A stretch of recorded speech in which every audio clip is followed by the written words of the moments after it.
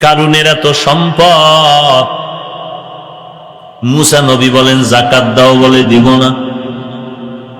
মুসা নবী গরম হয়ে গেলেন, দিতেই হবে। কারুন মুসা নবীর বিরুদ্ধে ষড়যন্ত্রে লিপ্ত হয়ে গেল। এত পরিমাণ সম্পদ, ওই কারুনের যাকাত দিতে তো কোনো বাধা নাই, কিন্তু লোভ সামলাতে পারে না, লোভে পাপ, পাপে মৃত্যু হয়ে যায়। মেয়েকে সাজাইলো, মুসা নবীর বিরুদ্ধে লাগায়া দাও। মুসা নবীর মঞ্চে গিয়ে ওই মেয়েটা টাকার লোভে পড়ে, স্বর্ণের লোভে পড়ে বলে, মুসা নবীকে বলবা তোমার সাথে মুসা নবী জিনা করেছে। মেয়েটা টাকার লোভে পড়ে মুসা নবীর বিরুদ্ধে দাঁড়ায় গেল। দাঁড়ানোর পরে যখন এই কথা বলার জন্য নিয়ত করে দাঁড়ায়, কুদরতের মালিক সাথে সাথে জবানটা বন্ধ করে দিলেন। মেয়েটা ভয় পেয়ে বসে গেল। বসার পরে জবান খুলে গেল। আর একবার চান্স নিয়ে দাঁড়ায় গেল, আবার জবান বন্ধ হয়ে গেল, আবার বসে গেল। মেয়েটা এই কয়েকবার ধোঁকা খাওয়ার পর মনের ইচ্ছাটারে পাল্টায় দিল, মালিক আর মুসা নবীর বিরুদ্ধে বলবো না, তুমি আমার জবানটা খুলিয়া দাও, আমি মুসা নবীর পক্ষে কারুনের ষড়যন্ত্র আমি ফাঁস করে দিব। আল্লাহ জবানটা ওপেন করে দিলেন। মেয়েটা দাঁড়ায় বলেন, পয়গম্বর, কারুন আমাকে টাকার লোভ দেখায় আপনার বিরুদ্ধে লেলিয়ে দিয়েছে, আপনার নামে অপবাদ দেওয়ার জন্য। আমি পুরা ভরা মজলিসে বললাম, আপনার মতো পবিত্র ব্যক্তি আর কেউ হতে পারে না। ওই মেয়েটা লোভে পড়ে দাঁড়াইয়া যখন শেষ সত্য কথা বলল, পয়গম্বর মুসা নবী রাগান্বিত মেজাজ নিয়ে বলেন, আল্লাহ মাটি আমার গোলাম বানায় দাও। আল্লাহ বলেন, দিয়া দিলাম। আল্লাহ নবী বলেন, মাটি কারুনকে ধর। মুসা নবীর অর্ডারে মাটি কারুনের হাঁটু পর্যন্ত গ্রাস করে ফেললো। কারুন বলে, মুসা বাঁচাও, বাঁচাও। মুসা নবী বলে, মাটি আবার ধর।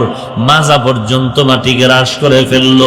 কারুন চিল্লায় কয়, মুসা আমাকে বাঁচাও। মুসা নবী কয়, মাটি ধরার মতো ধর। কারুনের সিনা পর্যন্ত মাটি গ্রাস করে ফেলল। কারুন বারবার বলে, আমাকে বাঁচাও, বাঁচাও। মুসা নবী বলে, উম্মতেরা পাথর মেরে তারে ধ্বংস করে দাও। কারুন ধ্বংস হওয়ার পরে আল্লাহ বলেন, মুসা, কারুন তোমাকে যতবার বলল বাঁচাও, বাঁচাও, বাঁচাও, ওরে মুসা তুমি তো তারে বাঁচাইলা না, রাগ করে মারিয়েই ফালাইলা। ওই আমি আল্লাহ তো কুদরতের নজর দিয়া তাকাইছিলাম, ওই বান্দা যদি 1000 বার না 100 বার না, একবার যদি আমি আল্লাহকে আল্লাহ বলে ডাক দিয়া বলতো, ও আল্লাহ তুমি আমাকে বাঁচাও, আমি আল্লাহ রহমতের দরজা দিয়া তাকে বাঁচাবার রাস্তা খুলে দিতাম। আতিনা ফি দার দুনিয়া না হাসান, আতিনা ফি দার উকবা না হাসান, ইয়া গিয়াসাল মুস্তাগীসিন হদিনা লিফতিখারা বিল উলুমি ওয়াল গিনা, হর গরিদে নেকে তু তৈয়ার है, जो न मांगे उससे तू বেজারো হ্যায়। এরে নবীর উম্মতের দল, একই দিনে একই সময় 100 উট আল্লাহর রাসূল আমার পয়গম্বর কুরবানি করেছেন। জমিনটা তন্ন তন্ন করে তদন্ত করো, এমন একজন ধনী লোক খুঁজিয়া পাও কিনা দেখো, একই টাইমে একই দিনে একই মুহূর্তে 100 উট কুরবানি করেছে। তাহলে বুঝো কি পরিমাণ ধনী হলে আমার পয়গম্বর একই সময় 100 উট কুরবানি দেয়। আবার সেই নবী এমন অসহায়, এমন দরিদ্র হালাতে জীবনটা কাটায় যে পেটে পাথর বেঁধে দৌড়ায়, খানার কোনো চিন্তা নাই। এরে নবীর উম্মতের দল, ওসমান রাদিয়াল্লাহু তাআলা আনহু কত সম্পদের মালিক।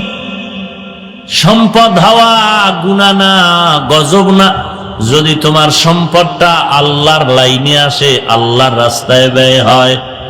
আর যার সম্পদ অবৈধ পথে আসবে, অবৈধ পথে যাবে, তার সম্পদ দুনিয়ার জন্য গজব, পরকালের জন্য তার গজব। দুনিয়ার গজব টের পাননি? কথা বলেন না কেন? हकीकत से तो दुनिया बेखबर है, दुनिया की नुमाइश पर नजर है। नमी गोयम के आज दुनिया जुदाबाश बहर कारे के बाशी बा खुदाबाश। আল্লাহ বলেন সাহায্য তার থেকে নাও যার মধ্যে দুর্বলতা নাই, পিছুটান নাই, অভাব নাই, স্বার্থ নাই। দেখো আল্লাহর মধ্যে কোনো স্বার্থ আছে নাকি? দুনিয়াতে তাকায় দেখো কত বেঈমান আল্লাহরে গালি দেয়। দাবি করো মুমিন, ইমানের খবর নাই। দাবি করো সুন্নি, সুন্নতের খবর নাই। দাবি করো রাসূলের আশিক, ইশকের খবর নাই। ইশক দেখাইলি মুহররম মাসে 1 তারিখ হায় হোসেন দিয়া রক্ত ঝরাইলি, আত্মহত্যা করলি। আত্মহত্যা যদি করো বান্দা জানাজাও জায়েজ হবে না। এরে নবীর উম্মতের দল, হায় হোসেন বলে চিল্লাইলি রে মুমিন।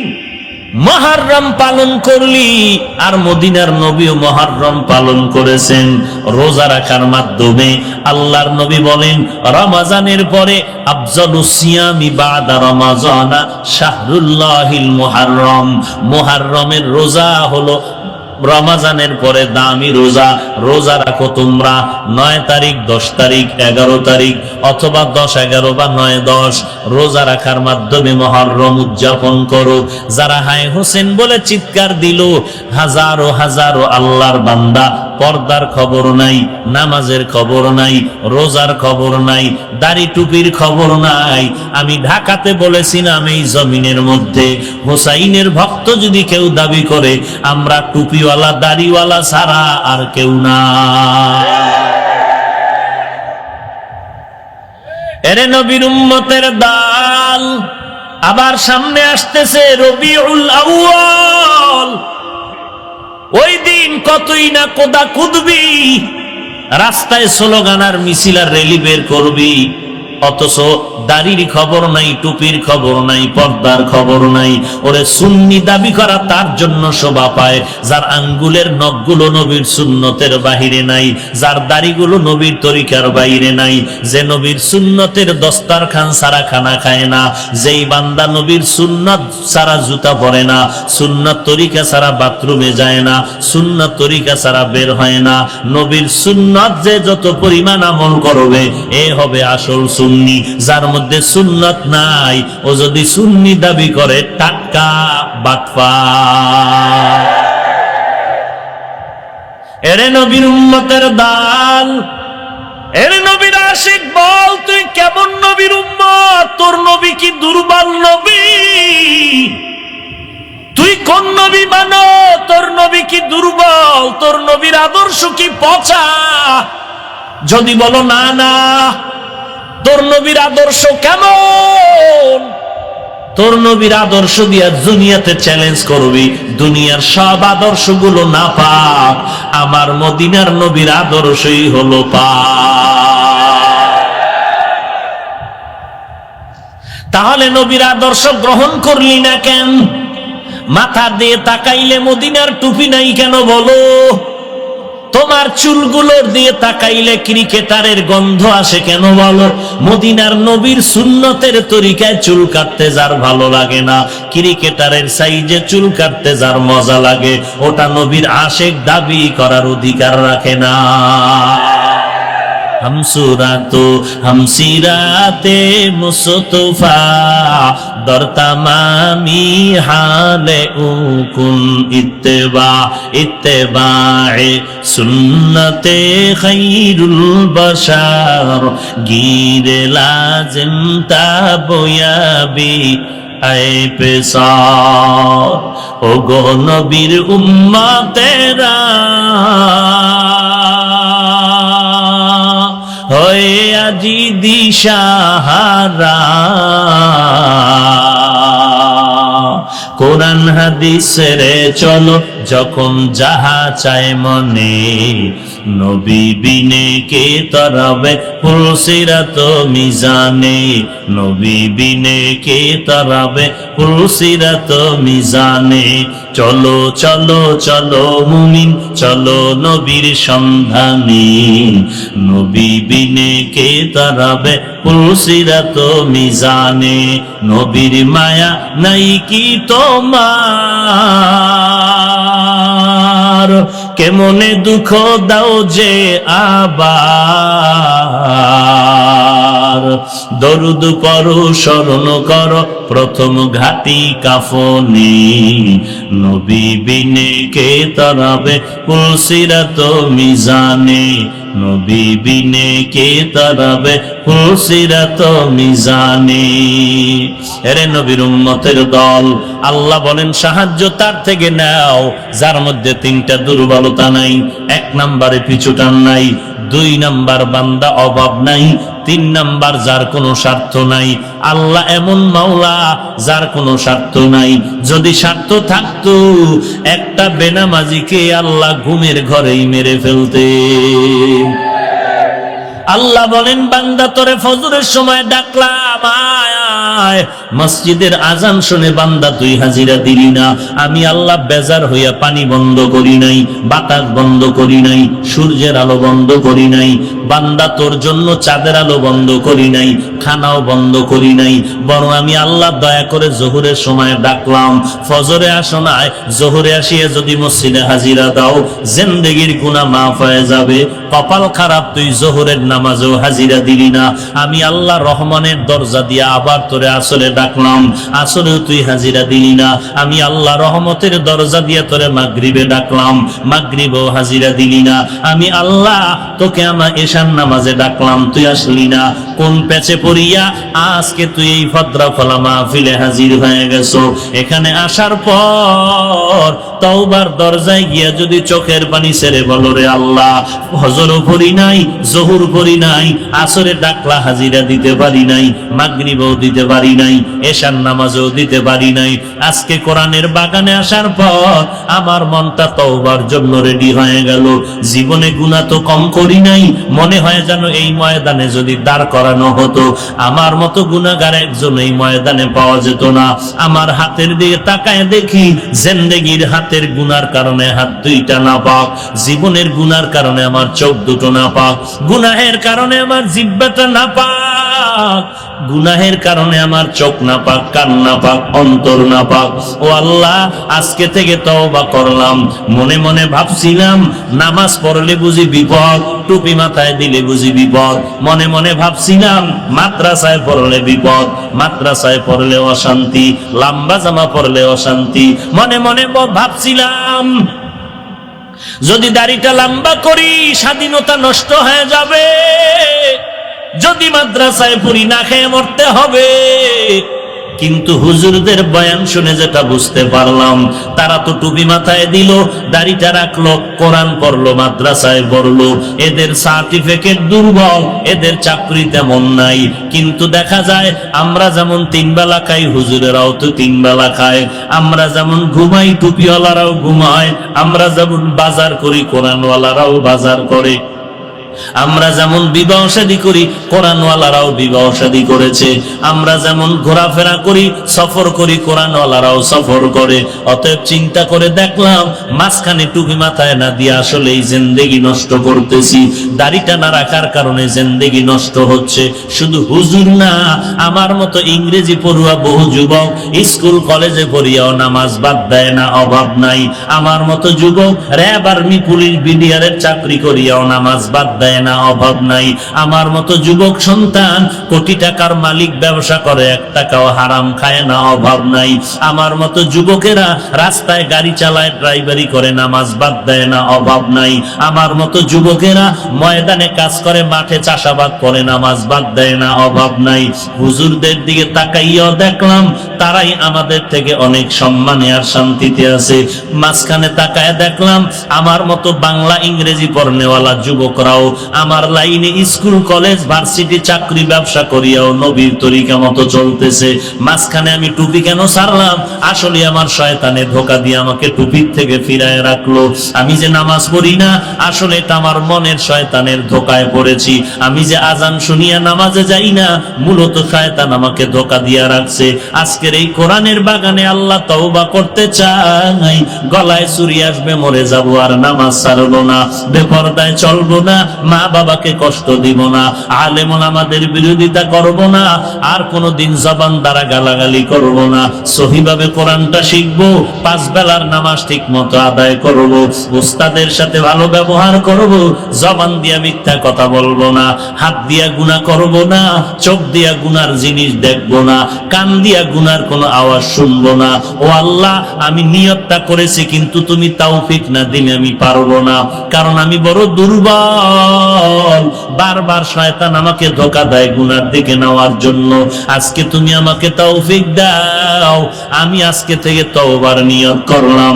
ও আল্লাহ, আর তোমার তরিকা, নবীর তরিকা ছাড়া চলবো না। তুমি তৌফিক দিলে আমার দ্বারাই তওবার উপরে চলা সম্ভব। তুমি আমাকে তৌফিক দাও, আর মা বাবাকে কষ্ট দিব না, দেশের বিরুদ্ধে জাতির বিরুদ্ধে ষড়যন্ত্র করব না।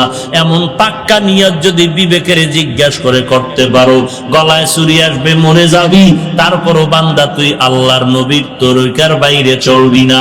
কারণ দুনিয়াতে তুই টুপি বাদ দিয়া, দাড়ি বাদ দিয়া, নামাজ বাদ দিয়া কার পেছনে ঘুরো, ওই বান্দাও কিন্তু আল্লাহর গোলাম। ওই বান্দা তোরে রিজিক দেয় না, রিজিক দেয় কে? ওই বান্দা তোরে সম্মান দেয় না, সম্মান কে দেয়? যদি ওই বান্দা তোরে সম্মান দিত, তাহলে ওই বান্দারে পুলিশে আটকাইতে পারতো না। ওরে বান্দা, ভালো করে চিনে রাখ, বুঝিয়া লা, কে তোরে রিজিক দেয়, কে তোরে সম্মান দেয়? দুনিয়ার কেউ না, রিজিক দেয় আমার আল্লাহ, হায়াত দিনেওয়ালা আল্লাহ, সম্মান দেনেওয়ালা আল্লাহ। আল্লাহ পাক রব্বুল আলামিন সম্মান দিবে। অতএব আল্লাহর কাছে ফিরে যাও, দুনিয়ার ধান্দার থেকে ফিরে যাও, নবীর তরিকাটাকে নিজের জীবনের গলার মালা বানায় নাও, আল্লাহর মহব্বত নিয়ে তওবা করো। ও মালিক, আজকে থেকে আর 5 বেলার নামাজ ছাড়বো না, আজকে থেকে গুনাহের পথে যাব না।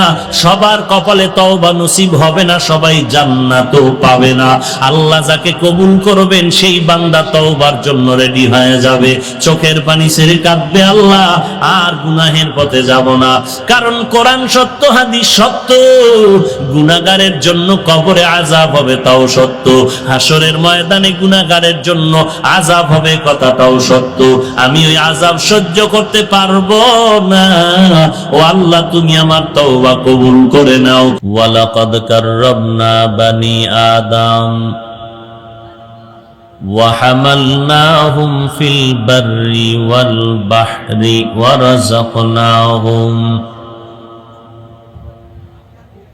রাযাকনাহুম মিনাত তাইয়্যিবাত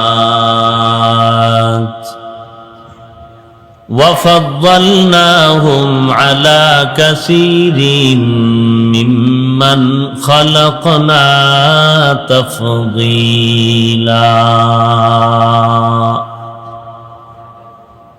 আল্লাহ পাক ইনসান মানব জাতিকে সৃষ্টির শ্রেষ্ঠত্ব দান করেছেন আওলাদে আদম যারা, অর্থাৎ আল্লাহর কাছে এরা বেশি প্রিয়, বেশি দামি। যে যার কাছে যত বেশি প্রিয়, যত দামি, সে তাকে বিভিন্ন ভাবে যাচাই বাছাই পরীক্ষা করে। দুনিয়াতে সবাই কেউ কারো হতে গেলে পরীক্ষার মাধ্যমে যাচাই করে সে আমার না অন্য কারো। যেহেতু মানুষ আল্লাহর কাছে দামি, এজন্য আল্লাহ মানুষকে একটু কঠিন পরীক্ষা করবেন। কিন্তু এই পরীক্ষায় বান্দা তার শক্তি দ্বারা পাশ করার যোগ্যতা নেই। কারণ মানুষ সর্বশ্রেষ্ঠ হলেও সৃষ্টির দিক থেকে তারা দুর্বল। ওয়া খুলিকাল ইনসানু যায়ীফা। আল্লাহ বলেন, আমি ইনসান সৃষ্টি করেছি দুর্বল করে। খানার দিক থেকে দুর্বল, চলাফেরার দিক থেকে দুর্বল, ঘুমের দিক থেকে দুর্বল, মেধার দিক থেকে দুর্বল।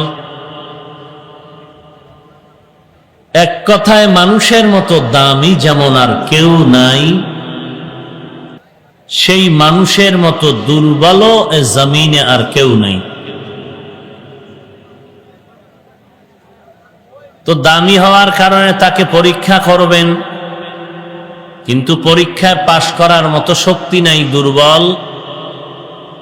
এখন আল্লাহ বলেন, তোমরা যেহেতু দুর্বল, খানার দিক থেকে দুর্বল, ইবাদতের বেলায় দুর্বল, ঘুমের বেলায় দুর্বল, পরীক্ষায় পাশ করতেই হবে এই দুর্বলতার মাঝে। তবে এখানে শক্তি দরকার, সাহায্য দরকার। দুর্বল ছেলে সন্তান, ক্লাসের মধ্যে যারা কম লেখাপড়া পারে, এদেরকে শিক্ষক বা অন্য কেউ বা আলাদা কোনো টিচার রেখে কোচিং করে, সহযোগিতা করে, গাইড দেওয়া হয়। কেউ আবার নকল দিয়া হলেও সহযোগিতা করে যেন 5 নাম্বার উঠাতে পারে।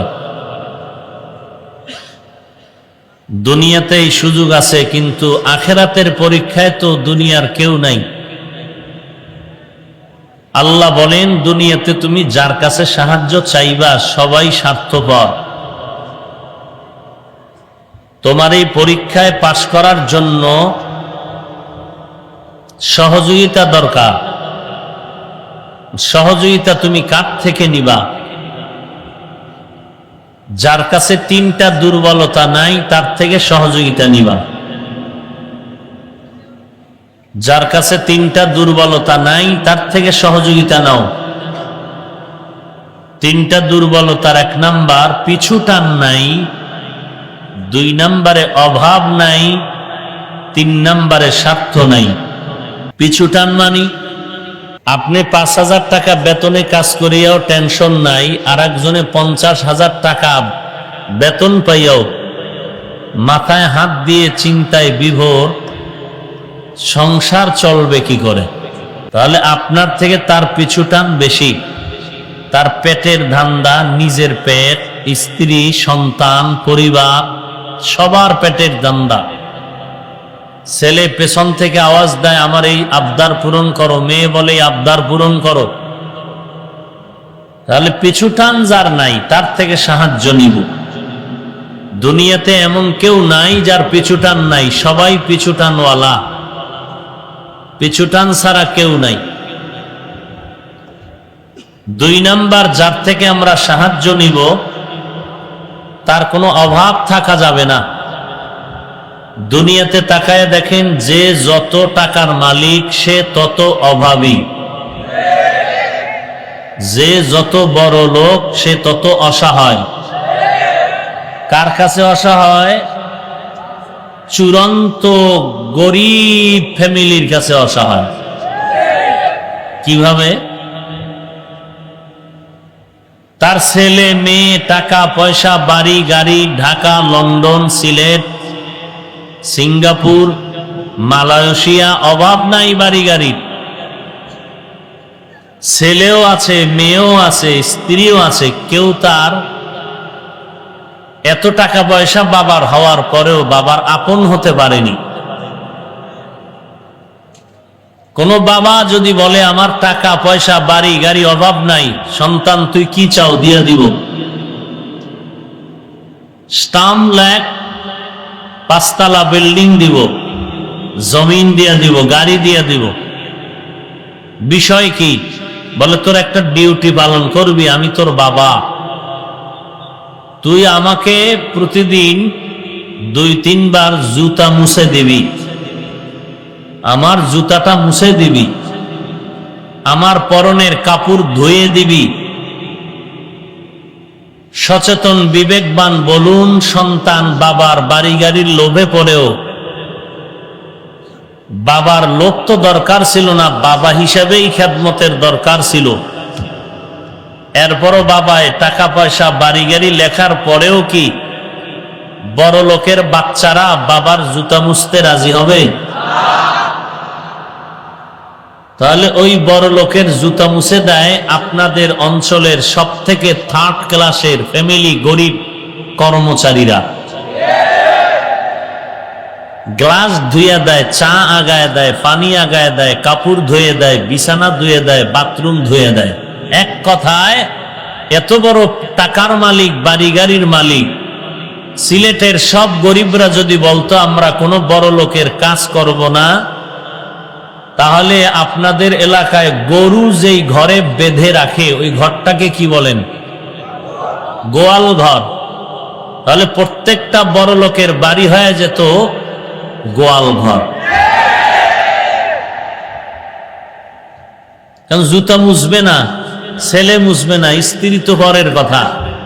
স্ত্রীকে বললেও তো পিঠা খাইব যে এত বড় সাহস দিল কার তোমাকে? তুমি আমার বাবা মা চিনো না?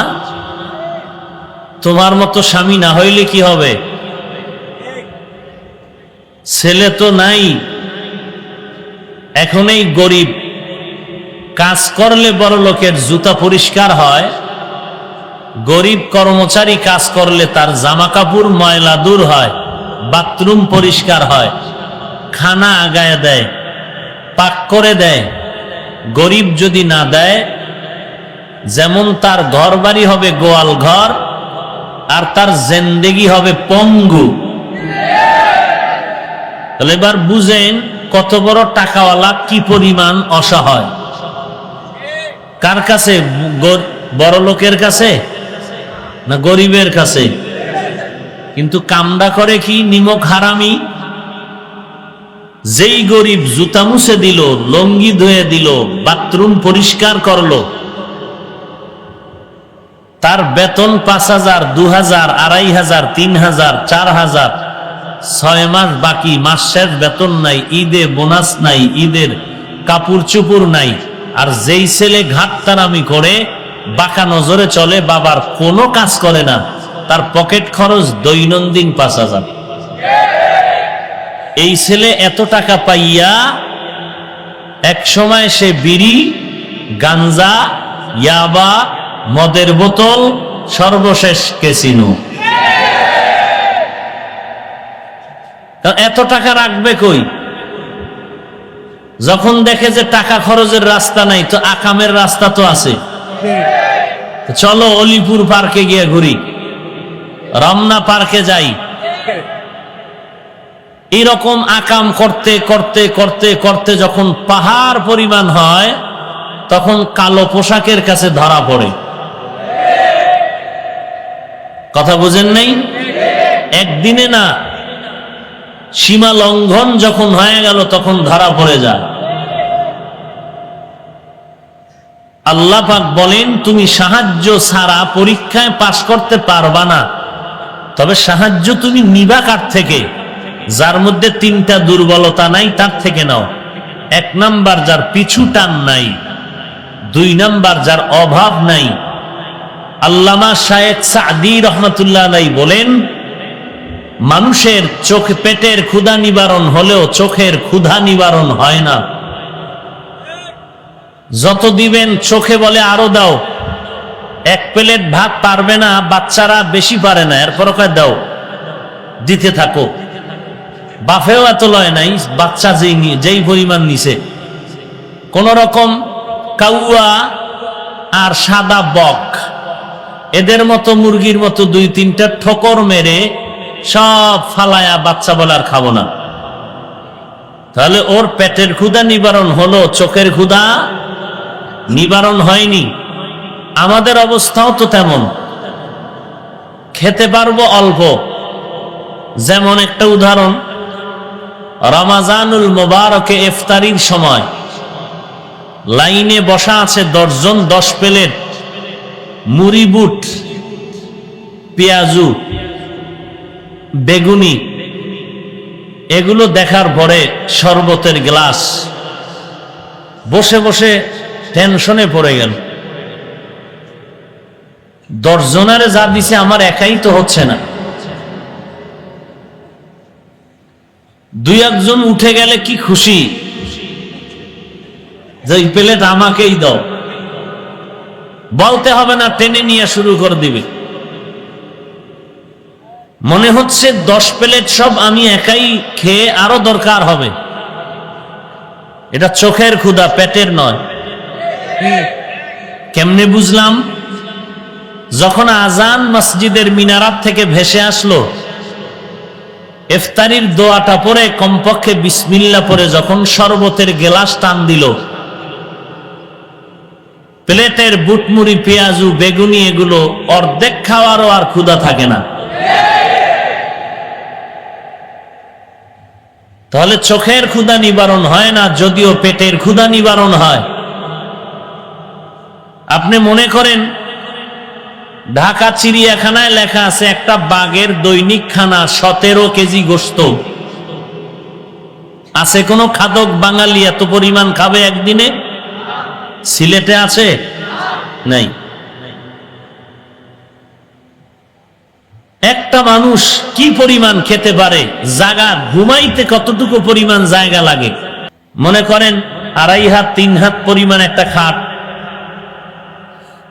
এখন তার স্ত্রী ছেলে মেয়ে মিলে ধরে নেন এক ছাদের নিচে একটা ফ্ল্যাট, কিন্তু এই মানুষটার এক বাড়ি, টিনের ঘর, খেরের ঘর, একটা বিল্ডিং, একতলা, তাতেই হয়ে যায়। কিন্তু 5 তলা বিল্ডিং একটাও হয় না, 2টাও হয় না, 3টাও হয় না, কোটি কোটি কোটি কোটি টাকা ব্যয় করে বাড়ি করে। আপনাদের সিলেটে কোথায় জানি আছে, পত্রিকায় দেখা গেল কত কোটি টাকার বাড়ি। মানুষ দেখার জন্য আসে, সাংবাদিকরা দৌড়াচ্ছে পেছনে কিছু পাওয়ার জন্য। তো এত বিশাল বাড়ি, ওই বান্দার কবরের জায়গা হলো 3.5 হাত। দুনিয়াতে চলতে একটা ফ্ল্যাট দরকার 4 রুমের 5 রুমের, হলে হয়ে যায় স্ত্রী সন্তান নিয়ে। কিন্তু মানুষ এরপরও 5 তলা বিল্ডিং করেও জানালা দিয়ে তাকায়, ওই জায়গাটা আমার হইতো। পেটের ক্ষুধা নিবারণ হলেও চোখের ক্ষুধা নিবারণ। আচ্ছা, আল্লাহ কয় দিলাম নে। পাশের জায়গা কিনার পরেও এখন কি করে? কর্মচারীর বেতন কলম দিয়ে মারে। মারেনি? সরকারের টাকা চুরি করে, করেনি? অথচ তার বিল্ডিং এর অভাব নাই। খানার টি টেবিল, খানার ডাইনিং টেবিলে 13 রকমের ভর্তা, 14 রকমের শাকসবজি, 15 রকমের মাছ, 17 রকম গোশত। কপাল খারাপ, শুধু তাকাইয়েই দেখছে, খাওয়ার কোনো উপায় নাই, রেড সিগন্যাল লাগানো। ডাক্তার বলেছে শুধু তাকায়া দেখবি আর দোয়া ইউনুস পড়বি, খাবি না কিছু। খাইলেই মরণ, খাইলেই। অথচ যখন খাওয়ার জন্য শখ ছিল তখন পায় নাই। বেতন 2000, মনে চাই ইলিশ মাছ খাবো, কয়টার দ্বারা তো ইলিশের লেঞ্জাও ভাবি না। আর এখন ইলিশ মাছ কেন? নদীর 12 বড় মাছ সামনে, কিন্তু খেতে মনে চায় না। জিহ্বায় টানলেও পেটে টানে না, রোগ। এর নাম দুনিয়া। এর অস্তিত্ব সামান্য। স্বপ্নে দেখতেছেন বিলকিসের সিংহাসনে বসে রসমালাই খায়, আসলেই খায় না স্বপ্নে? বিলকিসের সিংহাসনে ঘুরতেছে বিমানের উপরে, সজাগ হয়ে দেখে যে ঘরের ফ্লোরের নিচে পড়ে আছে। কি এর রসমালাই? রসমালাইয়ের গন্ধ তার কাছে নাই। মনের আফসুসি রয়ে গেল, আর পূরণ হলো না। এর নাম দুনিয়া। দুনিয়াটা তো পরীক্ষার হল। এটা আরামের ঘর না, ঘুমানোর ঘর না, পরীক্ষার হল, টেনশনের ঘর। তাড়াতাড়ি প্রশ্নের পত্র উত্তর দিতে হবে, সময় 3 ঘন্টা। বেশি ডানে বামে তাকানোর সুযোগ নাই। নিজের চিন্তায় অস্থির, ফেল করলে সম্মান শেষ। দুনিয়াটা মুমিনের পরীক্ষার হল। পাশ করার জন্য শক্তি লাগবে, কই পাইবা? তুমি তো দুর্বল। শক্তির জন্য তুমি সহযোগিতা নাও, তার থেকে নাও যার তিনটা দুর্বলতা নাই। 1 নম্বরে পিছুটান নাই, 2 নম্বরে অভাব নাই, 3 নম্বরে স্বার্থ নাই। দুনিয়ার সব পিছুটানওয়ালা অভাবী, স্বার্থ কি পরিমাণ আছে? নিজের আপন মা আর বাবার থেকে জমিনে আর ছেলের কাছে মেয়ের কাছে আপন কে? কিন্তু স্বার্থের টানে সেই মা সেই বাবা সন্তানকে হত্যা করে।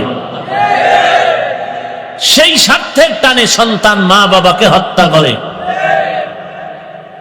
দুনিয়ার সব স্বার্থপর, ভাই ভাইকে জবাই করে। শুধু একটু টাকা পয়সার লেনদেনের ঝগড়া, বড় ভাই ছোট ভাইয়ের সাথে তর্ক, তর্কে এক ধমক আর চিৎকার, বাঁশ নিচে হাতে বাড়ি মারবে। লম্বা এক বাঁশ হাতে নিয়ে মাথার উপর উঠাইয়া যখন ছাড়বে, খেয়াল করতেছেন? বাঁশটা উঠাইছে, ছোট ভাইকে বাড়ি মারবে। এই টাইমে বাঁশ উঁচু করে পেছনে পড়ে গেল, নিজেও পড়ে গেল। মা এসে দেখে আর জিন্দা নাই। এ তো নগদ ঘটনা, তাজা খবর, মিথ্যার কিছু নাই। কিসের বাহাদুরি করেন? টাকার। আপনার থেকে কত পরিমাণ টাকা ছিল কারুনের, হিসাব করেন। কি পরিমাণ সম্পদ ছিল ফেরাউনের, নমরুদের, হামান, সাদ্দাদের। যেই সাদ্দাত আল্লাহর জান্নাতে যাবে না, নিজে জান্নাত বানাইল। কি পরিমাণ ক্ষমতার মাস্তানি ছিল নমরুদ্দার, যে আল্লাহকেই মেরে ফেলবে। সেই নমরুদকে ধ্বংস করার জন্য আল্লাহর আসমানি কোন বাহিনী লেগেছিল? কি লাগছে? শুধু একটা অসুস্থ মশা, সাথে জুতা মোবারক। সে আল্লাহ নাই? কথা বলেন না কেন? সে আল্লাহকে ভয় করে চলেন। অহংকার পতনের পূর্বাভাস। আমাদের প্রত্যেকেরই সাহায্য দরকার। কোটিপতির যদি দরকার হয়, আমার তো আরো আগে দরকার, তবে সাহায্য নিব তার থেকে যার তিনটা দুর্বলতা নাই, পিছুটান নাই, অভাব নাই, স্বার্থ নাই। এই তিনটা দুর্বলতায় জড়িত গোটা জগতের মানুষ গভীরভাবে যদি তাকায় দেখে এই তিনটা জিনিস দুর্বলতা নাই, একমাত্র তিনি হলেন আল্লাহ। বলেন, আল্লাহর কোন পিছুটান আছে? লাম ইয়ালিদ ওয়া লাম ইউলাদ। আল্লাহ কাউকে জন্ম দেন নাই, কাহারো থেকেও জন্ম নেন নাই। আল্লাহর ছেলে নাই, মেয়ে নাই, স্ত্রী নাই, কেউ নাই। তিনি হলেন ওয়াহদাহু লা শারীকা লা। আমার আল্লাহ হলেন আল্লাহুস সামাদ। দুনিয়ার কারো কাছে আল্লাহ মুখাফিক্কি নন, সবাই আল্লাহর কাছে ঠেকা, আল্লাহ কারো কাছে ঠেকা নয়। আল্লাহ কেমন বলেন? লা তাখুযুহু সিনাতুন ওয়ালা নাওম। আল্লাহ ঘুম যান না, তন্দ্রাও যান না। আল্লাহ পাক বলেন, আমি কেমন? হুয়াল আউয়াল ওয়াল আখির ওয়াল যাহির ওয়াল বাতিন। আমি আগে, শুরুতে, শেষে, আমার জাহের বাতিন সর্বক্ষেত্রে আমি আল্লাহ একক। আমি আল্লাহর কোন শরীকদার নাই, পিছে আমাকে বলার মতো কেউ নাই যে আমারটা আগে পূরণ করো। আল্লাহ বলেন, আমি আল্লাহর পিছুটান নাই। 2 নম্বরে আমার অভাব নাই। কারণ দুনিয়ার সব মাখলুকাত হলো ফকির, গরিব, মিসকিন। একমাত্র ধনী হলেন আমার আল্লাহ। ইয়া আইয়ুহান নাস আনতুমুল ফুকারাউ ইলাল্লাহ ওয়াল্লাহু হুয়াল গানিয়ুল হামিদ।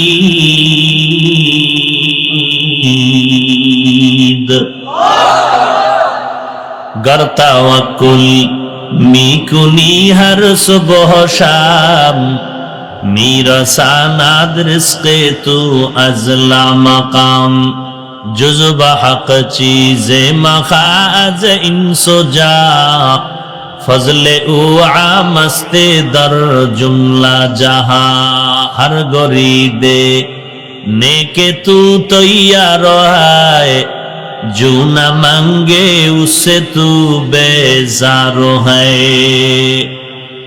আল্লাহ তাআলা বলেন, হে মানব জাতি, তোমরা সবাই ফকির, একমাত্র আমি আল্লাহ হলাম প্রশংসিত ধনী। আমি আল্লাহর মতো ধনী আর কেউ নাই, আমার কোনো অভাব নাই। দুনিয়াতে যত বড় টাকাওয়ালা ধনী দেখো সবাই অভাবী। কারুনের এত সম্পদ, মুসা নবী বলেন যাকাত দাও, বলে দিব না।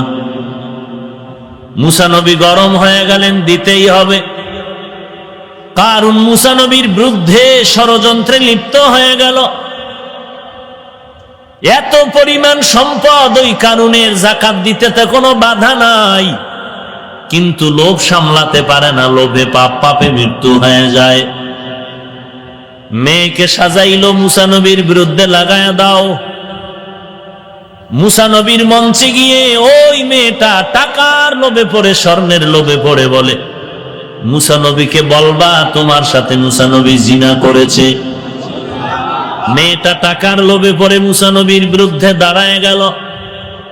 দাঁড়ানোর পরে যখন এই কথা বলার জন্য নিয়ত করে দাঁড়ায়, কুদরতের মালিক সাথে সাথে জবানটা বন্ধ করে দিলেন। মেয়েটা ভয় পেয়ে বসে গেল। বসার পরে জবান খুলে গেল। আর একবার চান্স নিয়ে দাঁড়ায় গেল, আবার জবান বন্ধ হয়ে গেল, আবার বসে গেল। মেয়েটা এই কয়েকবার ধোঁকা খাওয়ার পর মনের ইচ্ছাটারে পাল্টায় দিল, মালিক আর মুসা নবীর বিরুদ্ধে বলবো না, তুমি আমার জবানটা খুলিয়া দাও, আমি মুসা নবীর পক্ষে কারুনের ষড়যন্ত্র আমি ফাঁস করে দিব। আল্লাহ জবানটা ওপেন করে দিলেন। মেয়েটা দাঁড়ায় বলেন, পয়গম্বর, কারুন আমাকে টাকার লোভ দেখায় আপনার বিরুদ্ধে লেলিয়ে দিয়েছে আপনার নামে অপবাদ দেওয়ার জন্য। আমি পুরা ভরা মজলিসে বললাম, আপনার মতো পবিত্র ব্যক্তি আর কেউ হতে পারে না। যারে দিয়া ভূত ছাড়ায় তারে যদি ভূতে পায়, যারে দিয়া জিন ছাড়াবে তারেই যদি জিনে পায়। বুঝেন না? কি বুঝেন? মুরগি কিরে কিনলাম, আমানত রাখলাম শিয়ালের কাছে। এই শিয়াল পণ্ডিত ভাই, 3 দিনের জন্য মুরগি তোমার কাছে আমানত, আবার এসে নিয়ে যাব। শিয়াল পণ্ডিত বলতে থাকবে, রে মুরগির মালিক, মুরগি এগুলো তো থাকবে না বিসমিল্লাহ ছাড়া, সুযোগ পাইলে তোমারটাও আমি খেয়ে ফেলবো। মুরগি শিয়ালের হাতে আমানত রাখা যেমন বুদ্ধিমানের কাজ, যার নামাজ নাই, রোজা নাই, নবীর সুন্নতের খবর নাই, এর কাছে সুন্নিয়তের চাবি দেওয়াটাও তেমন বোকামির কাজ।